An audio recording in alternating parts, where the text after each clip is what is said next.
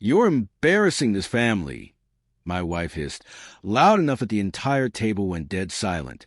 Her face was flushed, her hands trembling as she clutched her wine glass. I could see the disappointment in her eyes. But worse, I could see the disgust. Everyone was watching. Her brother, Thomas, leaned back in his chair, with sneer plastered across his face. He was always waiting for moments like these, moments where he could pounce. "Deadbeat," he muttered, shaking his head. A few of the other guests chuckled nervously, pretending to look away. I said nothing. What could I say? The truth was a knot in my throat, and if I untied it, it would unravel everything. It wasn't supposed to be this way. This dinner was meant to be a celebration. My wife's family, a few friends, and us, together again after months apart. But now, all of them were looking at me as if I didn't belong at the table, as if I didn't belong in this family. Dinner began awkwardly. Knives scraped against plates in a rhythm of tension. My wife wouldn't look at me. Her brother smirked with every bite, like a predator that had already caught its prey. I forced myself to keep breathing. Then the front door opened. Footsteps echoed in the hallway. High heels against marble.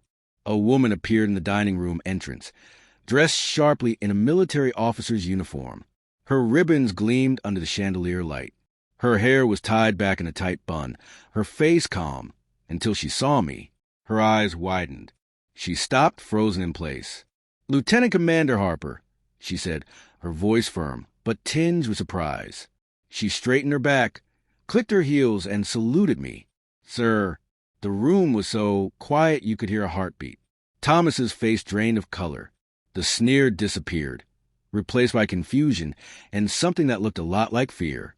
His wife's hand hovered awkwardly in the air, unsure whether to wave or stay still. My wife's wine glass trembled slightly in her hand. "Stand down, Captain," I said softly, and then it began. Whispers, murmurs, side glances. The questions that had been lurking in the corners of my wife's mind, now suddenly rushing to the forefront.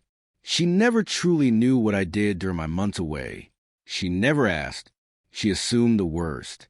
I let her, but this wasn't the time for confessions. Not yet. As Captain Sloan, Thomas's wife, took her seat, the atmosphere shifted. The tension was still there, but now it was laced with something else. Uncertainty. No one at the table knew how to proceed. Least of all my wife, whose sharp words now hung in the air like a wound that hadn't been dressed. Thomas recovered first. "Didn't realize the military lets just anyone in these days," he said, forcing a grin. "Even deadbeats." Captain Sloane's fork clattered against her plate. "With respect, Thomas, you should keep quiet." She didn't raise her voice, but it silenced him nonetheless. He sat back, biting his cheek, his ego visibly bruised. My wife stared at me, eyes narrowing. The cracks in our relationship had been spreading for months, but this moment was making them jagged, raw, and open. She was searching for answers I wasn't sure I was ready to give. Dinner resumed, but it was a mechanical process. My mind wandered back to the months prior. Deployment had been grueling. Classified missions, covert operations. I'd seen things I couldn't speak of, done things that didn't allow me the luxury of domestic happiness. But none of that mattered here. What mattered was the lie I had lived. After dinner, as the guests began to disperse, my wife pulled me aside. Her face was a mask of restraint, but her eyes betrayed the storm beneath. "Why did she call you, sir?" she demanded. "What are you not telling me?" I sighed. "You never asked." "I'm asking now." "The missions were classified. I couldn't tell you." Her laugh was bitter. "No, you just didn't tell me. You let me believe you were nothing, that you were wasting your life while I held everything together here." She was right. I had let her believe it. For months, she had built a narrative in her head, filling in the blanks with disappointment and anger. But that wasn't the lie that broke us. The real fracture came from somewhere deeper. "I thought it would protect you," I said quietly. "Protect me from what?" "The truth." Her voice cracked. "Or was it because you didn't want me to know you weren't really mine anymore?" The word stung. "I found the messages," she said, "on your encrypted phone. The ones from Sloan. I closed my eyes. The classified operations, the long nights, the blurred lines. Captain Sloan and I had crossed a line that shouldn't have been crossed. It started with shared burdens, missions that bound us tighter than they should have. Then it became something else. Something wrong. Something I couldn't undo. My wife's fists were clenched at her sides. She wasn't crying. She had no tears left for me. I didn't know how to fix it, I said. That's because you didn't want to, she whispered. We stood in silence. The dinner was over. The family had seen what they wanted to see. The decorated officer, the deadbeat, the cheated wife, the mocking brother. Every role had been played to perfection. Captain Sloan appeared in the doorway, hesitating. I'll leave you too, she said, but her eyes flickered with a complicated sorrow as she turned away. My wife watched her go, then looked back at me.